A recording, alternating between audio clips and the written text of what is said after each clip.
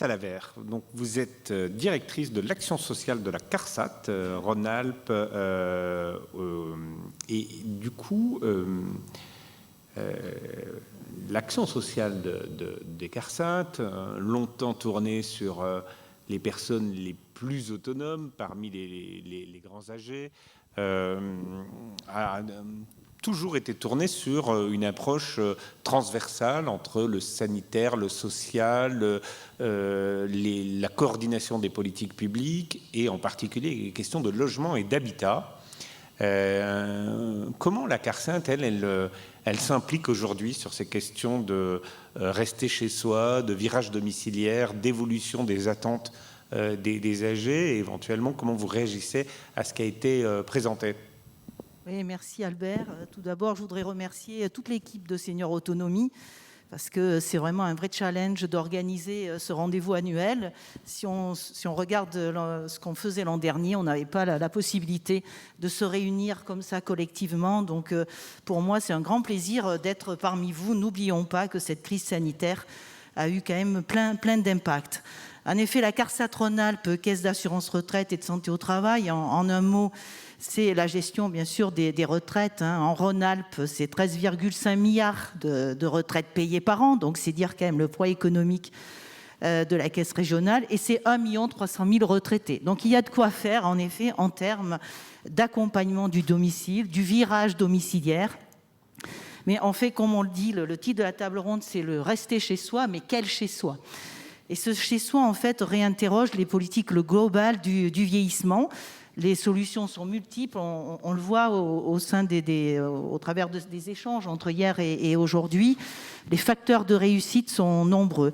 Pour nous, en effet, la CARSAT Rhône-Alpes développe une stratégie d'adaptation des logements parce que nous partons de 3 constats clés. Déjà, la qualité du logement et la qualité de l'environnement sont indissociables. On vient de parler de tous les services qui sont nécessaires pour réussir un maintien de l'autonomie. Mais c'est aussi toute l'accessibilité, la mobilité, l'accès aux soins, l'accès aux loisirs, la lutte contre l'isolement. Donc c'est un domaine complexe, en effet, cette question de l'adaptation des logements. Le deuxième point que je voudrais partager avec vous, c'est le nombre de décès par an. Plus de 10 000 personnes âgées de plus de 65 ans décèdent suite à une chute, et bien souvent à domicile. Et 85% passent aux urgences, en effet, suite à des accidents domestiques qui ont lieu dans le logement. Et enfin, le troisième constat, c'est le désir de tout un chacun de rester à domicile. Mais quel domicile? En effet, on voit bien qu'il peut revêtir différentes formes. Et là aussi, on a à faire évoluer la culture et le « je veux rester vivre dans mon domicile ». Pas forcément. Le rester chez soi, c'est peut-être un chez-soi qui apporte confort, sécurité et soins, tout en maintenant le lien social. C'est ce que vous avez souligné tout à l'heure. À partir de ces 3 constats, notre enjeu pour nous en tant qu'organisme de sécurité sociale centré, comme vous le dites, sur une approche de prévention, c'est tout d'abord comment lever les freins individuels pour adapter le logement. Comment changer cette culture de la compensation du handicap, de la dépendance. En effet, forcément, avec l'avancée en âge, il y a des fragilités qui s'installent.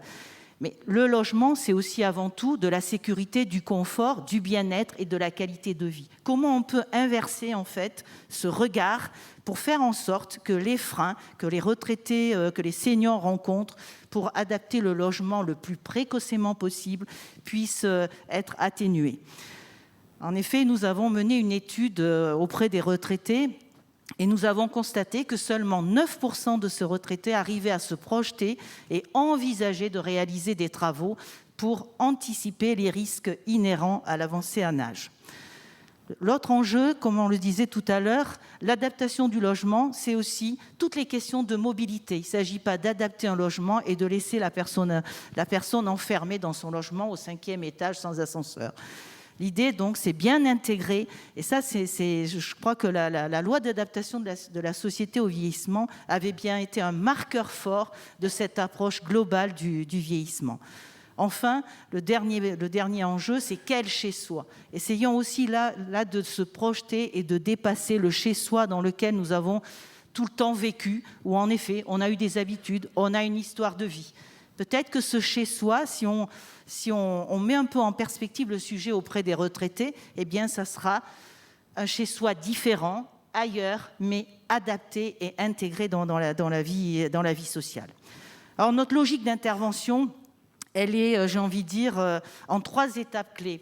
Pour nous, c'est la sensibilisation, la prévention, le plus précocement possible pour inciter les personnes à adapter leur logement. Et pour ce faire, nous avons, avec les autres caisses de retraite, je vois le président de la MSA, mais on a aussi la Caisse des Mines, et aux côtés des caisses de retraite complémentaires, nous menons des actions collectives de prévention pour travailler sur ces questions d'habitat avec des groupes de retraités de 15 à 20 personnes. C'est vraiment l'occasion d'échanger, de partager, de faire part aussi de ses angoisses, parce que qui dit adapter, comme on l'a dit compenser des fragilités, et on n'a pas envie de se voir dans le miroir avec de telles perspectives. C'est l'occasion aussi de parler de toutes les solutions possibles, notamment des questions d'aide technique, de domotique, parce que c'est encore pas suffisamment ancré dans la vision aussi des aidants, mais aussi des seniors. Et en fait, on a constaté que ces ateliers collectifs de prévention sont un vrai levier pour amorcer cette démarche qui est quand même complexe. Adapter un logement, c'est pas simple. Et nous avons constaté que 33% de ces retraités avaient, dans les 6 mois, dès la fin des ateliers collectifs, avaient engagé des travaux et un tiers avait recours à des aides techniques. Donc c'est possible, mais il y a besoin d'accompagner la maturation de ces projets. Le deuxième segment de notre intervention, c'est l'accompagnement. Accompagner les parcours des seniors. Ça passe par un diagnostic habitat. En effet, vous en avez parlé aussi. L'idée n'est pas de plaquer des solutions toutes faites. Les technologies peuvent apporter un plus. Mais quel est le sens à tout ça si on ne reparle pas du projet de vie des personnes à domicile?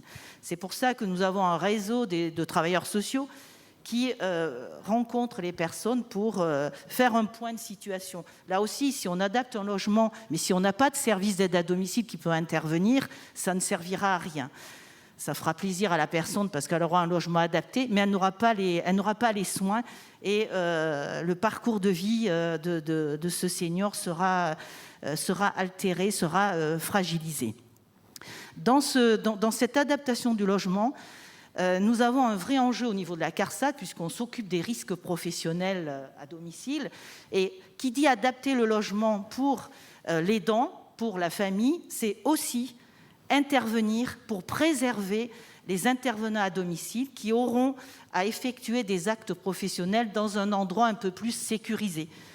Changer un tapis, mettre des barres d'appui, c'est aussi une aide pour l'aide à domicile.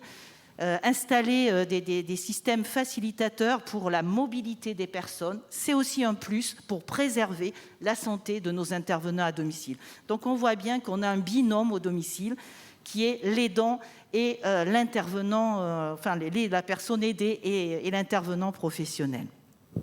On a aussi un vrai enjeu en termes d'accompagnement, ce sont tous les seniors qui vivent dans le parc social. Et en fait, on sait que plus de 30% de ces personnes vivent dans des logements sans ascenseur. Et au sein du parc social, nous avons une problématique du vieillissement qui se présente avec vraiment acuité. Nous avons des partenariats avec les bailleurs sociaux pour les soutenir dans leur politique de prise en compte de ces questions de vieillissement. Quand on dit partenariat, ça passe par la co-construction, mais aussi des soutiens financiers pour être facilitateurs, en lien aussi avec la Banque des territoires. L'autre aspect de notre logique d'intervention, c'est d'amplifier le développement de solutions alternatives. On parle entre le domiciliaire, le tout domicile et l'EHPAD, forcément, il y a des solutions intermédiaires parce que la fragilité, elle s'installe de façon progressive. La dépendance ne vient pas d'un seul coup, mais quid si on ne veut pas aller en EHPAD, même si aujourd'hui il y a un certain nombre de nouveaux projets qui valorisent le plus possible la nature des services qui peuvent être apportés. Ces solutions intermédiaires, je parlerai notamment des résidences autonomie, tout le monde les connaît. Elles sont des solutions intermédiaires, elles sont bien souvent situées dans les centres-villes, et pour autant, nous constatons des taux d'occupation très fragilisés. Nous avons une baisse d'attractivité de cette offre. Nous accompagnons avec la CNSA et la CNAV des plans d'investissement. Ces résidences autonomie, elles ont besoin d'être rénovées, d'être réhabilitées en termes architecturaux, mais pas que, en termes aussi de projets de vie et d'actions tournées vers l'extérieur. On a un vrai enjeu en termes de solutions intermédiaires. Et je voudrais saluer le travail, parce qu'on n'a pas beaucoup parlé de cet habitat intermédiaire pendant la crise sanitaire. Et je voudrais saluer vraiment tous les acteurs qui ont travaillé au sein des résidences autonomie pour assurer une continuité de service. On a parlé de l'EHPAD, du domicile, mais croyez-moi, dans les résidences autonomie, il y a eu aussi un très fort impact. Et puis, j'ai envie de partager avec vous d'autres formes. On a parlé de l'habitat inclusif. En effet, c'est une vraie évolution et on le voit aujourd'hui dans les politiques locales avec l'Agence régionale de santé, les conseils départementaux, et nous sommes à leur côté pour coporter des appels à projets. Nous pensons que c'est vraiment un process en devenir, cet habitat inclusif. Il y a un autre point aussi que nous souhaitons vraiment renforcer au sein de la région et dans les départements avec nos partenaires, c'est la cohabitation intergénérationnelle et solidaire. Alors c'est quoi cette cohabitation intergénérationnelle? C'est faire se rencontrer un jeune et un senior qui a envie de partager et qui dispose d'une chambre, d'un espace inoccupé. C'est une solution simple qui est complètement modulable, adaptable, qui n'est pas encore inscrite dans notre culture, mais nous avons des formules, soit de convivialité, soit plus de solidarité. C'est un réseau qui est structuré, il y a une contractualisation de cette relation pour qu'il y ait une vraie confiance. Et dans ce cadre-là, nous travaillons avec le réseau Cohabilis qui coordonne les structures existantes sur les départements. Et sur Saint-Étienne, nous avons la chance de travailler avec l'OSPA et nous avons constitué un certain nombre de binômes et ça rend service à tout le monde. C'est vraiment le contrat solidaire. C'est peut-être aussi une autre dimension à donner à l'intergénérationnel. Croyez-moi, nous y croyons. Nous pensons que nous sommes qu'au début de la démarche. Sur Rhône-Alpes, c'est que 200 binômes, c'est jamais suffisant, mais c'est un vrai process qui est en train de se structurer. Et enfin, bien sûr, on parlait d'innovation, et j'en ai terminé. L'innovation, en effet, nous voyons beaucoup de projets dans le cadre de la Silver Economy, mais mon collègue de droite en parlera mieux que moi. Nous portons, en effet, nous soutenons pour sourcer le plus possible toutes les initiatives locales, avec notamment un espace de discussion, d'échange qui s'appelle le Vivalab, entre caisses de retraite, mais aussi la Banque des territoires. Mais comment rendre pérenne, en effet, nous qui sommes sur le terrain, nous avons plein de projets introduisant les nouvelles technologies, la domotique, mais comment passer de la preuve de concept au cas d'usage? Comment aussi intégrer toutes ces nouvelles offres dans l'écosystème social et médico-social?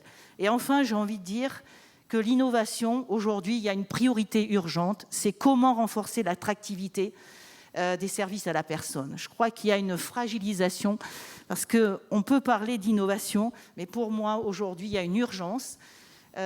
L'innovation, c'est vraiment comment redonner des leviers d'action au secteur de l'aide à domicile qui sont les accompagneurs du quotidien. Merci. Merci. On peut applaudir Sylvie. On voit de la conviction à la CARSAT Rhône-Alpes sur ces sujets. Merci Sylvie. Le champ est hyper large. Moi, je me permettrais la question de quel chez soi, elle est évidemment fondamentale. Et on y reviendra. Je ferai réagir les autres panélistes sur cette question. On a la MSA au premier rang. On n'oublie pas les MARPA, par exemple, qui est une initiative de la sécurité sociale aussi très importante en termes de notre chez soi, qui reste un chez soi, mais pas forcément celui dans lequel on a passé toute sa vie.